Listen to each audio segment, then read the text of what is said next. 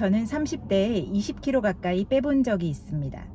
식단 정말 독하게 하고 운동도 열심히 해서 70kg 중반이었던 체중을 50kg 중반까지 뺐어요. 그런데 결국 요요가 왔습니다. 다시 살이 찌면서 단추로 잠그는 바지는 안 입은 지 오래됐고요. 그러다가 48세가 된 올해 건강검진을 처음 제대로 받았는데 몇몇 수치가 생각보다 좋지 않은 거예요. 정신이 번쩍 들더라고요. 약 먹기 전에 내가 할 수 있는 것부터 바꿔봐야겠다 싶어서 다시 다이어트를 시작했습니다. 그런데 제 나이 벌써 48이잖아요. 직장 다니고 애 셋 키우면서 내 식단 따로 만들고 매일 운동하러 다니는 게 일주일 이상 하기가 너무 힘들었어요. 아마 저 같은 분들 많으실 거예요.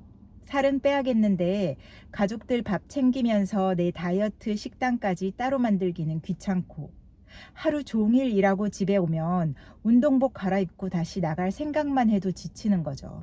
그런데 체중은 자꾸 늘고 이제 건강검진 결과까지 신경 쓰이기 시작하더라고요. 해야 하는 건 알겠는데 다시 시작할 엄두가 안 나는 거예요. 솔직히 이제는 굶을 의지도 없고 유산소에 근력 운동까지 매일 할 기력도 없었습니다. 그래서 이번에는 방법을 좀 다르게 해봤어요. 여러 전문가들의 강의와 연구 자료, 책들을 찾아보면서 지금 내 생활에서 할 수 있는 것들만 하나씩 바꿔봤습니다. 그리고 3개월 정도 지나서 다시 확인했을 때 걱정했던 건강 수치는 정상 범위로 돌아와 있었고요. 무엇보다 좋았던 건 배 때문에 안 잠기던 바지가 다시 맞기 시작했다는 겁니다. 예전에는 살을 빼려면 굶고 빡세게 운동해야 한다고 생각했거든요. 그런데 지금은 그렇게 안 합니다. 아니, 못해요. 먹고 살기도 바쁜데 하루 종일 다이어트만 생각하고 살 수는 없잖아요.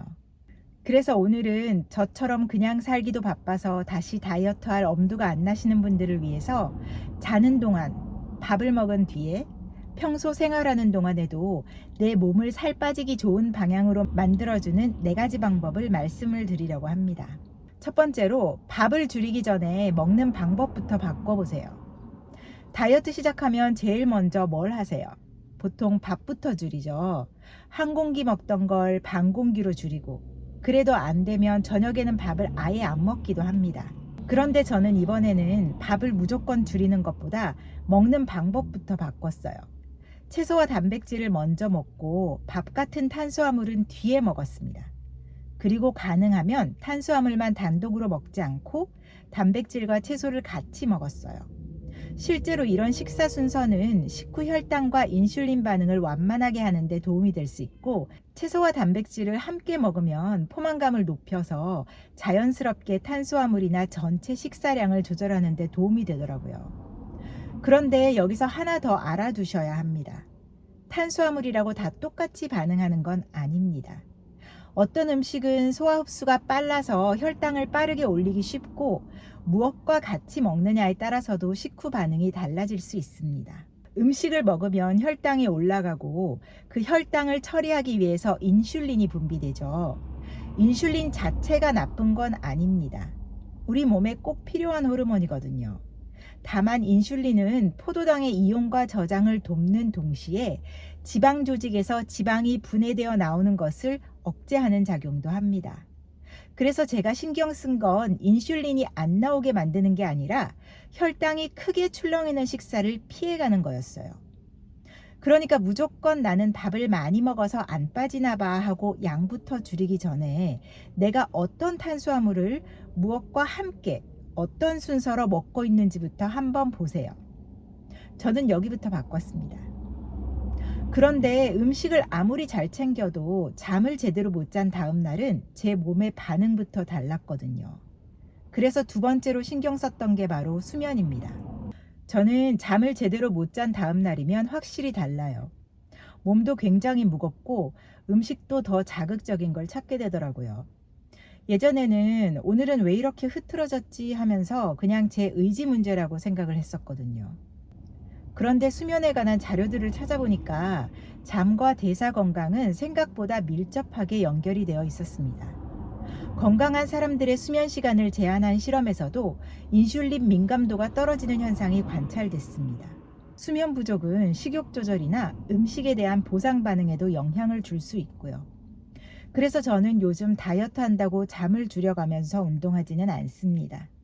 늦게 잔 날 같은 경우는 아침 운동 한 번 더 하는 것보다 잠을 충분히 자는 걸 먼저 챙길 때도 있어요. 잠은 그냥 아무것도 안 하는 시간이 아니라 다음날 내 몸이 제대로 움직이도록 회복하는 시간입니다. 그럼 잘 먹고 잘 자면 끝일까요? 아직 하나가 더 남아 있습니다. 먹은 에너지를 실제로 써줘야 하잖아요. 그래서 운동 못하는 날은 밥을 먹고 좀 움직여주기로 했어요. 저는 이게 제일 현실적이었거든요. 직장 다니고 집에 오면 저녁 준비하고 설거지하고 이것저것 정리하다 보면 저녁이 늦어갑니다. 자, 이제 헬스장 가서 1시간 운동해야지 해도 솔직히 이건 저는 매일은 못하겠더라고요. 그래서 운동을 못한 날을 다이어트 실패한 날로 만들지 않았습니다. 그 대신 밥 먹고 조금씩 움직여줬어요. 10분이라도 걷고, 못 나가면 설거지하고 집안 정리하면서 움직여주고, 드라마 보면서 맨손 체조라도 하고요. 이런 작은 움직임도 의미가 있습니다. 우리 몸에서 포도당을 가장 많이 사용하는 곳 중에 하나가 근육인데요. 근육을 움직이게 되면 근육이 인슐린에 의존하지 않고도 포도당을 직접 더 끌어다 쓴다는 거예요. 그래서 밥 먹고 잠깐이라도 움직이는 게 도움이 되는 거고요. 이렇게 운동이 아닌 일상에서 움직이는 걸 이야기할 때 NEAT라는 표현을 쓰는데 걷고 청소하고 계단 오르고 서서 움직이는 것들 말이죠. 그래서 저는 요즘 오늘 운동했나만 보지 않고 오늘 얼마나 자주 움직였나도 같이 봅니다.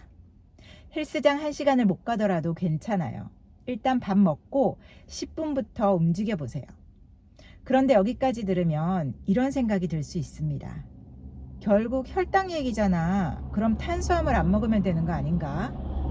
저도 예전에는 그렇게 생각했어요. 저는 이미 한번 탄수화물을 확 줄여서 체중을 빼봤거든요. 빠지기는 했습니다. 그런데 그렇게 평생 먹지는 못하겠더라고요.